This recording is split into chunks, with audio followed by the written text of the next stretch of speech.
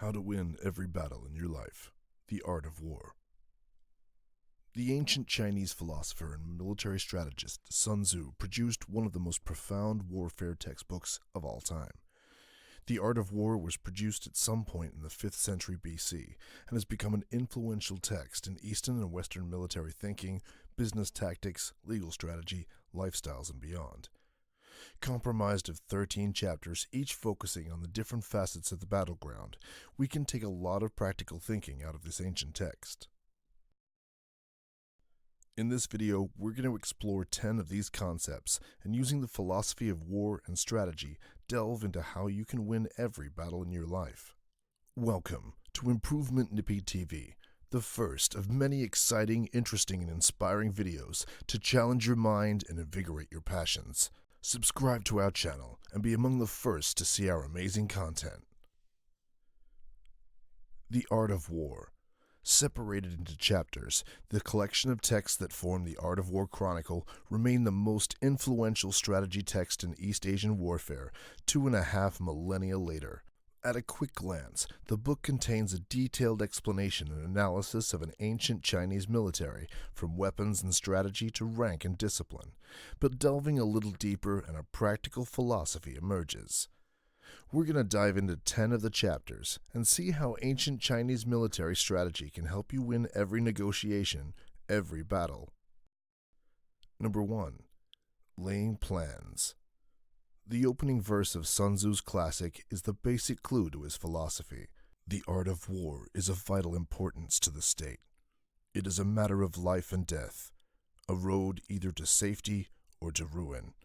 Hence, it is a subject of inquiry, which can on no account be neglected. It's a somber admission that conflict is not only unavoidable, but can be the vessel for either prosperity or destruction. It also points out that because of this, war and conflict ought to be analyzed and measured. Laying plans has an emphasis on deception and shaping opinion. Exploit perceptions of you and your strengths and weaknesses to shape how you are seen by rivals, peers, and colleagues. Hold out baits to entice the enemy, feign disorder, and crush him. The act of surprise and deception is an amazingly effective way of confusing and overwhelming an opponent. When it appears you are disorganized and vulnerable, opponents may seek to take advantage of your situation without noticing carefully laid traps and strategies planned well in advance. If he is secure at all points, be prepared for him. If he is superior in strength, evade him. A good strategist picks his battles. While there may be temporary glory running into an unwinnable fight, those that strike with certainty will live to fight another battle. The final thought in this chapter is such: the general who wins a battle makes many calculations before the battle is fought. For success, planning is everything.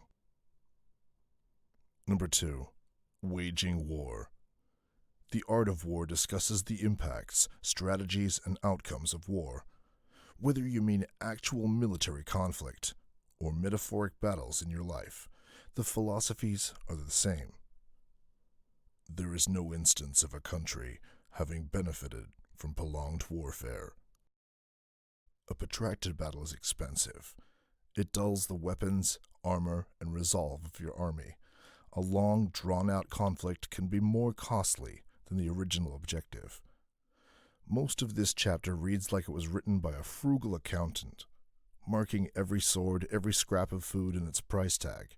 But unscrupulous management of resources is absolutely necessary if you want to understand your strengths and limitations. Now, in order to kill the enemy, our men must be roused to anger, that there may be advantage from defeating the enemy. They must have their rewards. This may sound like common sense, but wars are often fought over ego, pride, revenge, lust, or religion. Conflict is truly pointless when there is no reward or advantage to having won. Number 3. Attack by stratagem. The most successful battle is one where not a shot is fired and not a drop of blood spilt, but the objective is taken cleanly. In the practical art of war, the best thing of all is to take the enemy's country whole and intact. To shatter and destroy it is not so good. So, too, it is better to recapture an army entire than to destroy it. To capture a regiment, a detachment, or a company entire than to destroy them. Sun Tzu posits that the best campaigns are where cunning and intelligence cause a victory without a battle. Supreme excellence consists in breaking the enemy's resistance without fighting. In battle and in life, the use of cunning, distraction, manipulation, and perception shaping can often make an opponent give up, considering you a much more fearsome enemy than they can conquer. Sun Tzu also talks about the 5 essentials for victory. He will win who knows when to and when not to fight. He will win who knows how to handle both superior and inferior forces. He will win whose army is animated by the same spirit throughout all its ranks. He will win who, prepared himself, waits to take the enemy unprepared. He will win who has military capacity and is not interfered by the sovereign. In practical terms, it's knowing when to fight or retreat and seek calm in a situation. It's knowing how to deal with both easy and difficult situations without over or underestimating the challenge. It's having a uniform passion and dedication amongst your team and support systems. It's being prepared at all times. Your moment of advantage is when the opposition least expects it. It's knowing that having a clear chain of command in business will guarantee coherent management and obedience. Number 4. Tactical dispositions. Chapter 4 talks mostly about the distinction between offensive and defensive tactics. Security against defeat means defensive tactics. The ability to defeat the enemy means taking the offensive. Military strategist Li Chuan from the Tang Dynasty gives the example of a stunning defeat of the Zhao army at the hands of General Han Xin, who arranged his inferior forces in a defensive position with their backs against the river to face the Zhao troops. Although the Zhao army was confident they would be victorious, the ferocity of the defenders and the fortified positions crushed the Zhao army.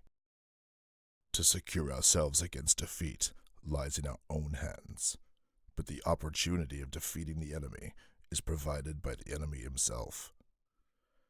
In other words, knowing your enemy, knowing your objectives, and being prepared will allow you to exploit vulnerabilities and emerge victorious. Number 5. Energy. The control of a large force is the same principle as the control of a few men. It is merely a question of dividing up their numbers. Chapter 5 is about working smarter, not harder. It discusses how if a structured system and a chain of command is in place, a general only needs to command a few men who can then go on to command thousands. It's the same in business. Large projects are easily coordinated when instruction comes from a single source. In all fighting, the direct method may be used for joining battle, but indirect methods will be needed in order to secure victory. There is more to war than the battle. There is psychological warfare, nutritional, chemical, political, the list goes on. Same in life struggles. Arguments won't always solve the issue alone. Sometimes indirect and alternative tactics are required to sway the tide in your favor. Energy may be likened to the bending of a crossbow, decision to the releasing of a trigger. Sun Tzu compares the potential energy of a cocked crossbow to a well-timed strike, waiting for the perfect execution. Likewise in life, opportunities can depend on impeccable timing. Waiting to invest or making a move on an acquisition at the right time can be the difference between success and failure. Number 6. Strengths and weaknesses. That the impact of your army may be like a grindstone dashed against an egg. Use the science of weak points and strong.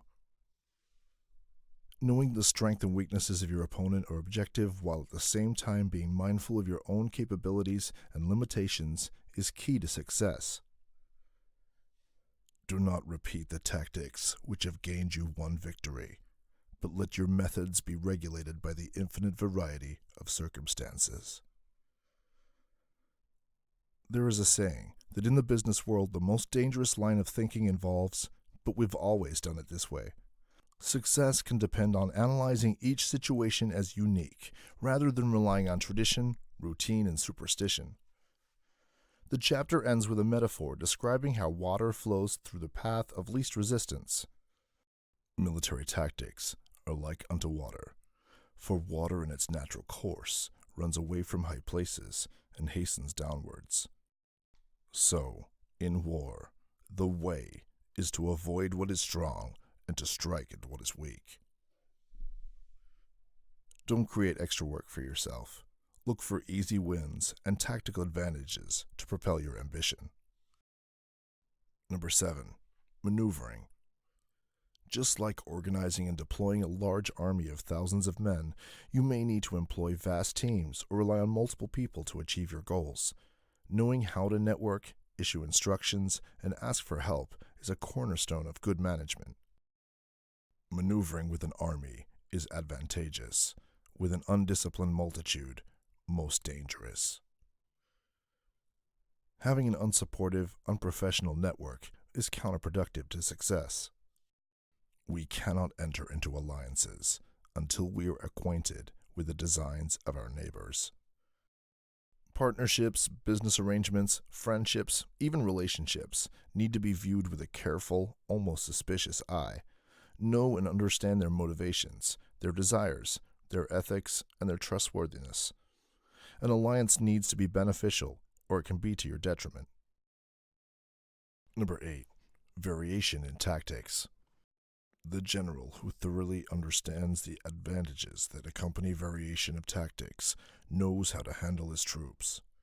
Also named the 9 Tactics, Sun Tzu's advice in this chapter centers around his responses to changing conditions and ways to prevent catastrophic losses. He also talks about the 5 dangerous faults which may affect a general. Recklessness, which leads to destruction. Cowardice, which leads to capture. A hasty temper that can be provoked by insults. A delicacy of honor, which is sensitive to shame. Over-solicitude for his men, which exposes him to worry and trouble. On the other hand, a successful general or person of power is measured, bold, stoic, thick-skinned, and emotionally detached from important decisions. Number 9. The Army of the March. This chapter reads like a classical military strategy manual, explaining how to approach, camp, or attack based on the conditions and terrain. It addresses the organization of well-disciplined marches and the arrangement of troops facing an approaching enemy under a variety of conditions. Sun Tzu recommends taking advantage of the positions of sunlight relative not only to the time of day, but relative to rivers, mountains, salt marshes, and level ground. Ho Yen Si references a battle that took place during the Annals period. In this incident, the Duke of Song, whose army had crossed the river, twice stopped his minister of war from attacking the opposing force before it had crossed and gathered itself to fight on the other side. The resulting victory of the wet and weary army was swift and decisive. When he keeps aloof and tries to provoke a battle, for he is anxious for the other side to advance. Be wary of those trying to bait you into action. It means they have planned your demise or their response. Fight your battles on your own terms.